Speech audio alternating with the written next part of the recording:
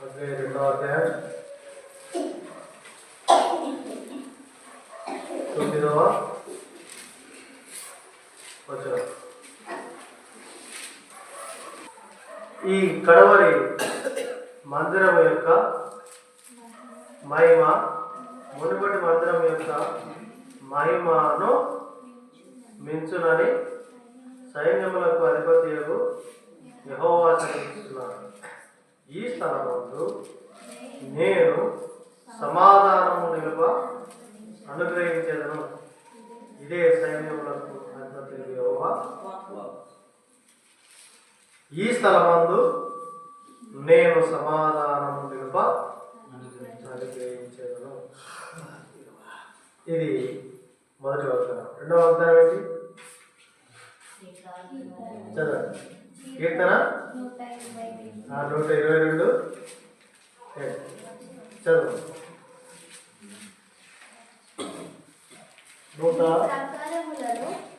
నీ ప్రాకారములలో నెమ్మది కలుగును గాక. నెమ్మది అంటే ఏమర్థం? సమాధానం. తర్వాత మూడవది 2వ తెస్సలోనికీయులు 3:16. 2వ తెస్సలోనికీయులకు రాసిన అపోస్తలుడైన పౌలు గారు 2వ సమాధానకర్తయగు ప్రభువు తానే ఎల్లప్పుడూ ప్రతి విధము చేతను మీకు సమాధానం అనుగ్రహించును గాక. ఏమన్నా చెప్పండి. సమాధానకర్తయగు ప్రభువు తానే ఎల్లప్పుడూ మీకు సమాధానం అనుగ్రహించును గాక. ఇప్పుడు చూడండి, మొదటి వచనంలో ఏముంది? ఏముంది? సమాధానం. ఈ స్థలం ఏముంది? సమాధానం. తర్వాత రెండవది నీ ప్రాకారం నెమ్మది కలుగును గాక. ఇంకా సమాధానకర్త ప్రభు. 3 దాంట్లో ఏముంది? సమాధానం. 3 దాంట్లో ఏముంది? సమాధానం. అయితే ఈ స్థలమందు అంటే ఏంటి అంటే, ఈ స్థలము అంటే యెరూషలేము అని అంటారు. రాసుకుంటాం. ఈ స్థలము అంటే యెరూషలేములో నేను సమాధానం నిలుప అనుగ్రహించేదను. అంటే అంతకుముందు సమాధానం లేదు అని అర్థం. అంతకుముందు సమాధానం లేదు అని అర్థం. నెంబర్ 1 యెరూషలేము. నెంబర్ 2 ప్రాకారం. నెంబర్ 3 మన అంటే మీకు అని అర్థం. మీకుని కింద ఉంది.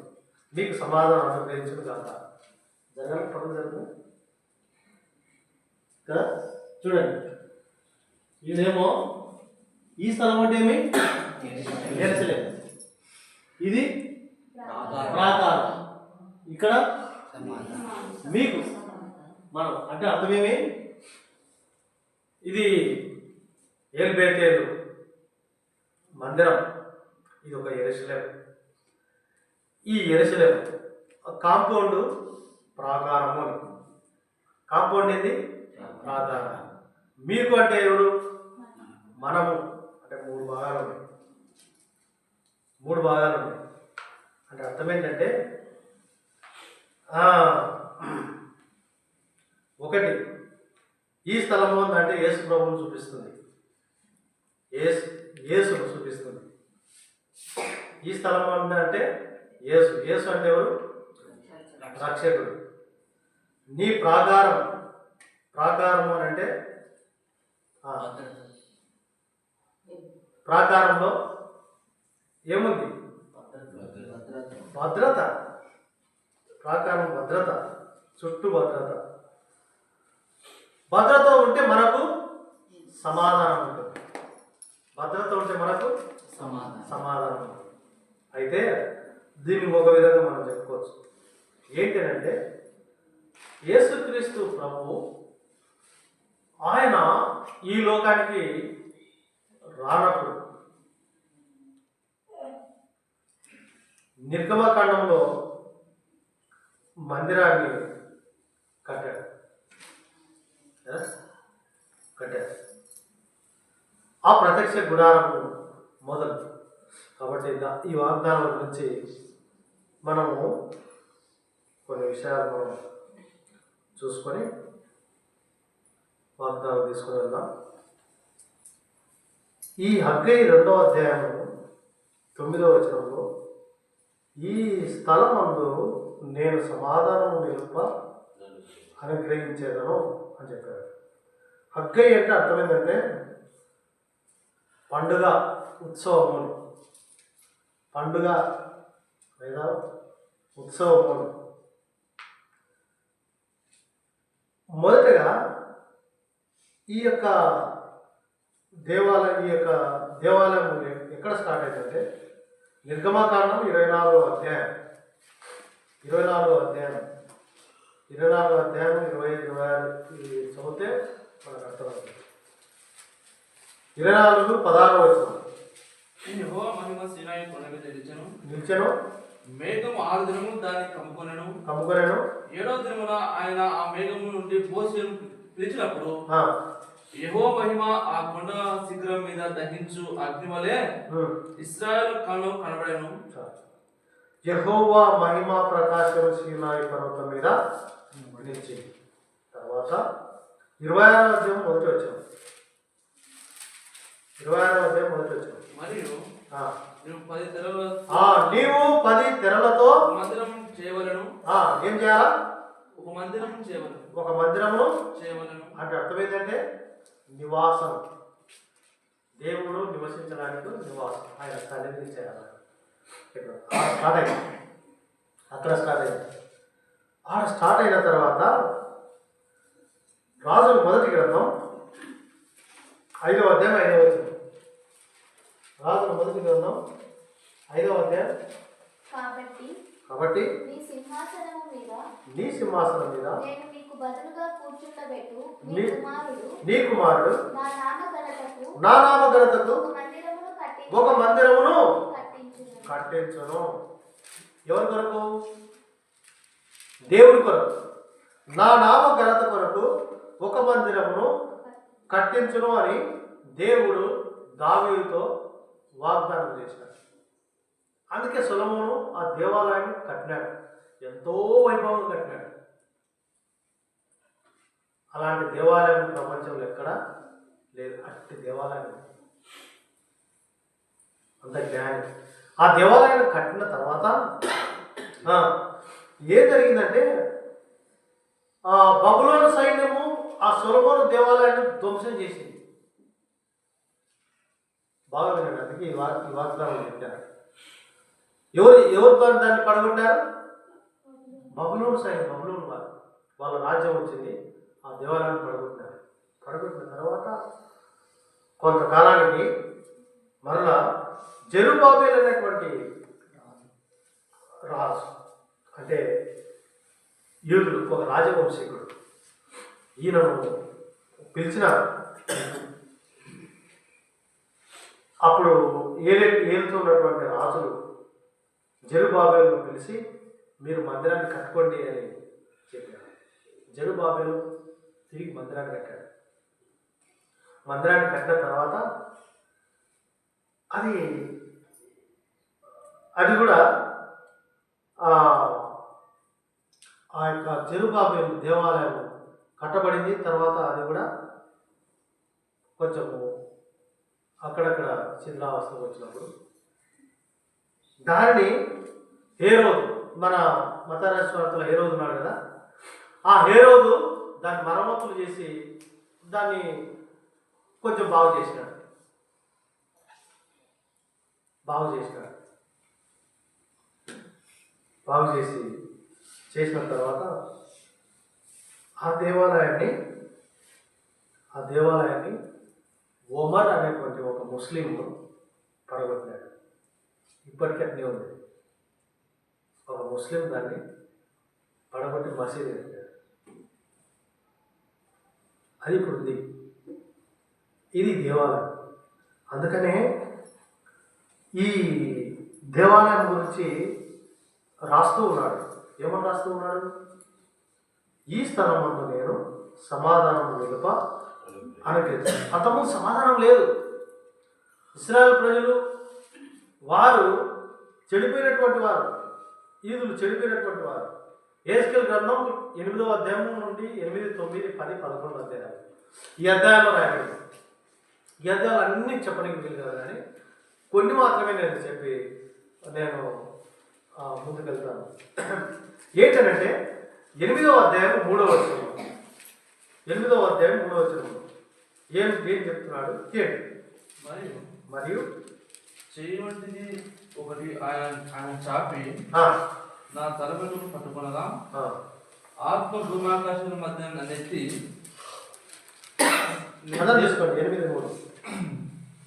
నేను దేవుని దర్శనం చూచుండగా యెరూషలేమునకు ఉత్తర వైపునున్న ఆవరణపు ద్వారం దగ్గర రోషం పుట్టించు విగ్రహ స్థానంలో నన్ను దించెను. ఏముందంట? విగ్రహ స్థానం నన్ను దించెను. విగ్రహ స్థానంలో నన్ను దించెను. ఏముందంట? విగ్రహం ఉందంట. ఏముందంట? విగ్రహం. దేవునికి నా నామమున ఏ రూపం ఉండకూడదు, నేను తప్ప వేరొక దేవుడు లేడు అని బైబిల్లో రాశాడు. ఈ యెహెజ్కేలు గ్రంథంలో క్లియర్గా రాసినాడు. వాళ్లకు సమాధానం ఇప్పుడు ఏమన్నాడు? ఈ స్థలమందు నేను సమాధానం నిలుప అనుగ్రహించాను. అంటే యెరూషలేములో. దేవాలయం ఎక్కడుంది? యెరూషలేములో ఏమో అప్పటికి దేవాలయం లేదు. విగ్రహాలు విగ్రహం ఉందంట. 6వ వచనం, 8వ అధ్యాయం 6వ వచనం అంతటా ఇలా సెలవిచ్చాను,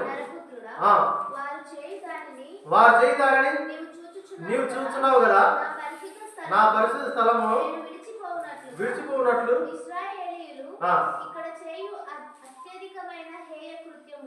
హేయ కృత్యములు చూచితివా. ఈ తట్టు తిరిగిన ఎడల వీటికంటే అది చూడు. అంటే నీవు చూస్తున్నావు కదా హేయ కృత్యం, ఈ తట్టు చూడు అధికమైన హేయ క్రియ. ఇంకా క్లియర్గా ఇంకా ఇక్కడ రాయలేదు, కానీ భయంకరమైన పాపంలో ఉన్నారట దేవుని యొక్క ప్రజలు. భయంకరమైన పాపంలో ఉన్నారు. అయితే 16వ వచనంలో 8:16 యెహోవా మందిరపు లోపలి ఆవరణములను తిప్పగా అక్కడ యెహోవా ఆలయం ద్వారం దగ్గరున్న ముఖమంటపమునకు బలిపీఠమునకు మధ్యలో ఇంచుమించు 25 అడుగులు మనుషులు కనబడి వారి వీపులు యెహోవా ఆలయ తట్టును వారి వీపులు ఎట్లా ఉన్నాయంట? ఇప్పుడు ఏలుబెత్తెలు ఉంది, ఏలుబెత్తుకు ఈపు చేసి అవతల చూస్తున్నట్టు. వారి ముఖములు తూర్పు తట్టు తిరిగి ఉండేను. వారు తూర్పునున్న సూర్యుడికి నమస్కారం చేచుండ్రి. అది ఎవరికి నమస్కారం చేస్తున్నారు? సూర్యుడికి నమస్కారం. నేను నిజంగా ఎప్పుడో మొట్టమొదటిలో నేను మానవలసి వెళ్ళినప్పుడు ఒక విషయం విన్నాను. తోమా శిష్యుడు, మన యేసుప్రభు శిష్యుడు, ఆయన ఈ లోకానికి వచ్చింది, అంటే మన భారతదేశానికి వచ్చినప్పుడు ఒక వ్యక్తి ఇక్కడ సూర్యునికి వెళ్ళి చూసి ప్రార్థన చేస్తున్నాడు. ఈయన దాన్ని చూసి విషయం చెప్పినాడు. సూర్యుడు దేవుడని అతను ప్రార్థన చేస్తుంటే ఈయన ఏమన్నాడంట? సూర్యుడిని, చంద్రుడు, ఈ యొక్క ఆకాశము అంతా చేసినటువంటి దేవుడిని నేను ప్రార్థన చేస్తున్నాను. అది బోధ.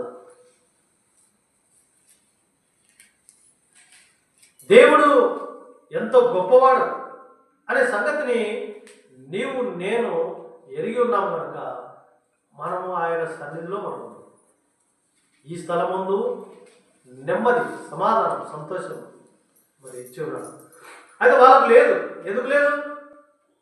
విగ్రహం ఉంది అక్కడ. ఏ కృత్యాలు ఉన్నాయి? 2. మూడోది ఏముంది? సూర్యునికి నమస్కారం. అది 3. రైట్. తర్వాత రండి 18వ వచనం. కాబట్టి ఆ. కటాక్షము లేకయు ఆ. కనికరము చూపకయు కనికరం చూపయ్యకు నేను నా క్రోధము నలుగుపరిచి ఆ. వారు ఆ. నా చెవులలో ఎంత బిగ్గరగా మొరపెట్టినను నేను ఆలకింపకుందును. అది దేవుడు ఒక్కసారిగా మనుషుల పట్ల విరక్తి కలిగిందంటే వినడు. ఎందుకు వినడు?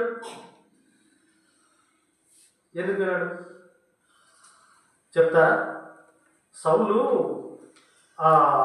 అమాలేకీలను హతం చేసినాడు కదా. చేసి ఎవరు తీసుకొచ్చాడు? పశువులను, ఎడ్లను, వాటిని తీసుకొని వచ్చినాడు. తీసుకొని వచ్చిన తర్వాత సౌలు ప్రార్థన చేస్తాడు. సౌలు ప్రార్థన చేసినప్పుడు మరి యెహోవా ఆయన మాట వినడు. ఇక్కడ కూడా ఈ ఎజ్కేల్ గ్రంథంలో కూడా ఏంది ఎన్నో వచ్చిన చదివా మనం? 8వ అధ్యాయం 16వ వచనం. ఏమొచ్చిందంట వాళ్ళ దేవుడికి ఏమొచ్చింది? కోపం వచ్చింది. అంతటితో వాళ్ళు ఊరకలేరు. 9వ అధ్యాయం 9వ వచనం. ఇలా సెలవిచ్చారు. ఇశ్రాయేలు వారి యొక్కయు యూదా వారి యొక్కయు ఆ. దోషము బహు ఘోరముగా ఉన్నది. ఎట్లుందంట? బహు ఘోరంగా ఉందంట. బహు ఘోరంగా ఉన్నది. మరి బహు ఘోరంగా ఉన్నందువలన ఇదిగో ఈ సమాధానం లేకుండా పోయింది. అందుకు ఆ వాక్యం రాసింది. ఈ సమాధానం లేకుండా పోయింది.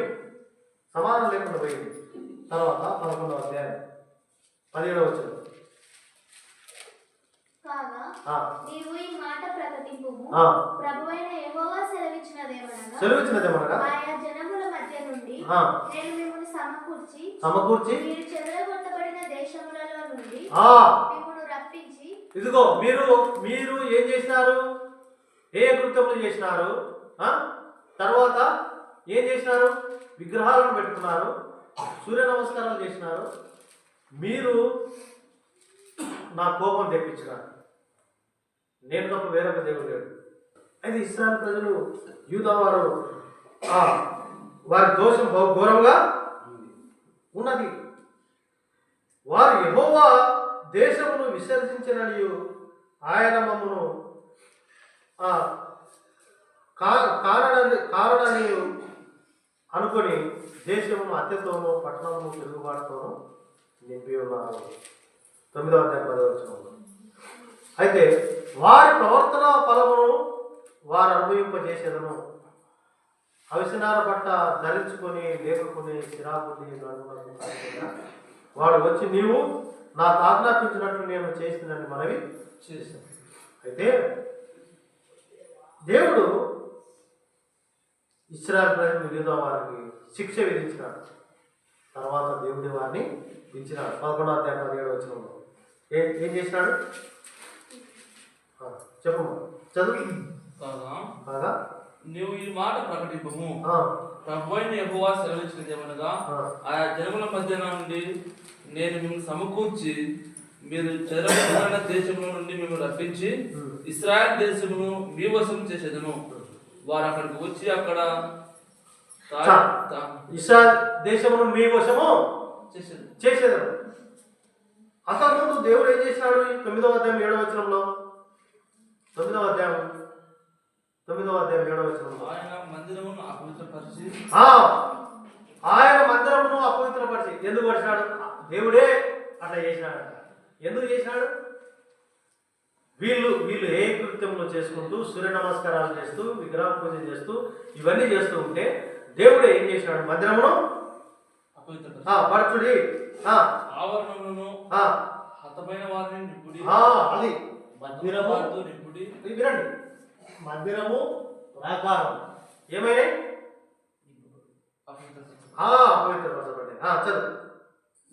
మొదలు పెట్టుడి అని చెలుచెను గనుక వారు బయలుదేరి పట్టణంలోని వారిని హతము చేయసాగిరి. పట్టణంలో వారిని హతం సాగిరి. అందుకు అయ్యో ప్రభువా యెహోవా, యెరూషలేము మీద నీ క్రోధమును కుమ్మరించి ఇశ్రాయేలులో శేషించిన వారందరినీ నశింపజేయుదువా అని మొరపెట్టగా యెహెజ్కేలు రాసుకున్నాడు. మొరపెట్టగా అప్పుడు ఏం చెప్తున్నాడు? అయ్యా నాకు ఇలాగ సెలవిచ్చును, ఇశ్రాయేలు వారి యొక్కయు యూదా వారి యొక్కయు దోషం బహు ఘోరంగా ఉన్నది. వారు యెహోవా దేశమును విసర్జించిననియు ఆయన మమ్మను కాడనియు అనుకొని దేశమును అత్యతోను పట్టణమును తిరుగుబాటుతోను నింపినారు. ఇంత ఘోరంగా మనం ఈ యొక్క యోగజామ అయిపోయింది, ముగిస్తాను. ఈ యోగజామ మనలోన ఎప్పుడైతే దోషము ఏముందంటే వాళ్ళ దోషం బహు ఘోరంగా ఉంది. ఈ దోషము మనలో ఉంటే దేవుని యొక్క సమాధానం ఉండదు. దోషం మనలో ఉంటే ఏముండదు? సమాధానం ఉండదు. కాబట్టి ఆ దోషాన్ని మనం తీసేసుకోవాలి. ప్రభు ఏమంటున్నాడు? 11వ అధ్యాయం 17వ వచనంలో, 17వ వచనం, నీవు ఈ మాట ప్రకటింపుము, ప్రభువైన యెహోవా సెలవిచ్చినది ఏమనగా, ఆయా జనముల మధ్య నుండి నేను మిమ్మల్ని సమకూర్చి మీరు చెదరగొట్టబడిన దేశం నుండి మిమ్మల్ని రప్పించి ఇశ్రాయేలు దేశం మీ వశం చేసేదను. వారు అక్కడికి వచ్చి అక్కడ తాము ఉంచిన విగ్రహం తీసివేసి తాము చేయించున్న హేతులను చేయటం మానుదురు. వారు నా కట్టడలను నా నిజలను అనుసరించి గైకొన్నట్లు నేను వారి శరీరంలో నుండి రాతి గుణం తీసివేసి వారికి మాంసం గుండెను ఇచ్చి వారికి ఏక మనస్సు కలుగజేసి వారి యందు నూతన ఆత్మ పుట్టించును. తిరిగి దేవుడు ఏం చేస్తాడంట? ఎప్పుడైతే వారు అప్పుడు వారు నాకు నిజములై అప్పుడు వారు ఏ ఆత్మ పుట్టిస్తాడంట? నూతన ఆత్మను పుట్టిస్తాడు. నూతన ఆత్మను పుట్టిస్తాడు. సమాధానం లేదు. ఎందుకు లేదు? దోషం ఉంది వాళ్ళలోన, విగ్రహారాధన ఉంది, సూర్య పూజలు ఉన్నాయి, ఏ కార్యక్రమం. వరుసగా గుర్తుపెట్టుకోండి. నెంబర్ 1 ఏముంది? విగ్రహం ఉంది ఆ స్థలంలో. రెండోది ఏముంది? ఏ కృత్యములు ఉన్నాయి. మూడోది ఏముంది? సూర్యునికి నమస్కారం చేస్తున్నారు, సూర్య నమస్కారం చేస్తున్నారు. మూడవది. నాలుగవది దోషం. 9 ఏముందంట? దోషం బహుగా ఉందంట. దోషం ఎన్నైనా 4. ఈ 4 వాళ్ళు ఉన్నాయి. దేవుణ్ణి మాట వినలేదు. అందుకని వాళ్ళకు ఏం లేదంట? సమాధానం లేదు. ఇప్పుడు మరలా వారిని పిలుస్తున్నాడు. పిలిచి ఏమంటున్నాడు? ఈ స్థలమందు నేను సమాధానము విలువ అనుగ్రహించను. మనలో కూడా ఈ సమాధానం ఉండాలి అంటే మన ఇంట్లో, మన సంఘములో, మన సంఘములో, మన పరిసర ప్రాంతాల్లో, మన ప్రాకారంలో సమాధానం ఉండాలి, సంతోషం ఉండాలి అని అంటే ఏముండాలి? మనలోన ఏముండాలి? దేవుని ఆత్మ ఉండాలి. దేవుని యొక్క ఆత్మ ఉండాలి. నిజంగా ఏ ఆత్మ ఉండాలి అని అంటే రండి చదవండి. యెషయా రాసిన గ్రంథం 60:17. నేను ఇత్తడికి ప్రతిగా బంగారమును తెచ్చుచున్నాను, ఇనుమునకు ప్రతిగా వెండిని, కర్రకు ప్రతిగా ఇత్తడిని, రాళ్లకు ప్రతిగా ఇనుమును తెచ్చుచున్నాను. సమాధానమును నీకు అధికారులుగాను, నీతిని విచారణకర్తలుగాను నియమించుచున్నాను. ప్రేమైన వారులారా, మరి సమాధానమును మన పైన ఏముంటుందంటే సమాధానం, అధికారం. సమాధానమే అధికారం. అధికారులుగా నీతిని నీకు విచారణకర్తగా సమాధానము నీతి మన మీద నిలుపుతాడంట దేవుడు. ప్రేమైన దేవుడు. లూకా రాసిన సువార్త 1 79. మరియు ఓ శిశువా నీవు సర్వోన్నతుని ప్రవక్త అనబడదు. మన దేవుని మహావాత్సల్యమును బట్టి వారి పాపములను క్షమించుట వలన ప్రజలకు రక్షణ జ్ఞానము ఆయన అనుగ్రహించినట్లు ఆ రక్షణ జ్ఞానం ఆయన అనుగ్రహించినట్లు ఆయన మార్గం సిద్ధపరచుటకై నీవు ప్రభువునకు ముందు నడుచుదువు మన పాదములు సమాధాన మార్గములు నడుచుతాయి. ఎక్కడ నడుస్తాయంటే మన పాదాలు సమాధాన మార్గము. సమాధానం ఏం వదలాలి?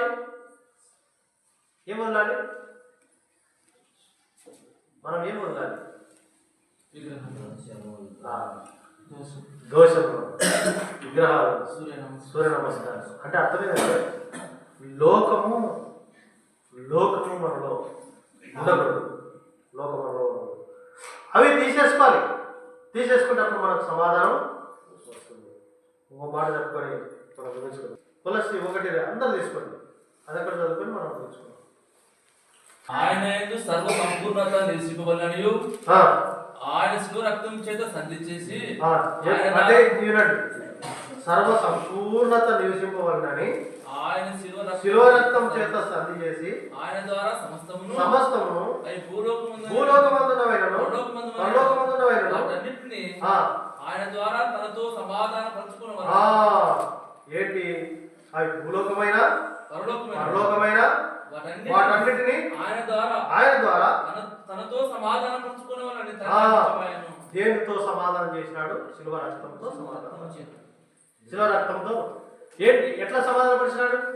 చూడండి, భూమి మీద ఉన్నటువంటి మనము, పరలోకం ఉన్నటువంటి పరిశుద్ధులు మనల్ని, ఆ పరిశుద్ధులను, భూమిలో ఉన్న మనల్ని ఏది సంధి చేసింది? కలిసింది చెప్పండి. శిలువ. కల్వరి కొండలో శిలువలో యేసుక్రీస్తు ప్రభువు వేలాడదీయబడ్డాడు. బాగా వింటున్నారా? వేలాడదీయబడినప్పుడు ఆయన రక్తం కార్చినాడు. ఆ రక్తం ద్వారా మన పాపాల అపరాధాలు క్షమించబడి మనకు సమాధానాన్ని ఇచ్చినాడు. ఆ సమాధానం దేని ద్వారా జరిగింది? శిలువ రక్తం ద్వారా జరిగింది. అప్పుడు పరలోకము, భూమి మీద ఉన్న పరిశుద్ధులు ఏకమైన తండ్రి అభిష్టం. మనం ఎప్పుడు సమాధానం ఎప్పుడు పోయింది? ఆదాము ద్వారా ఆదాము నుండే పోయింది. ఆదాము సమాధానంగా ఉన్నాడు, దేవుడితో సమాధానంగా ఉన్నాడు. అప్పుడు సమాధానం పోయింది.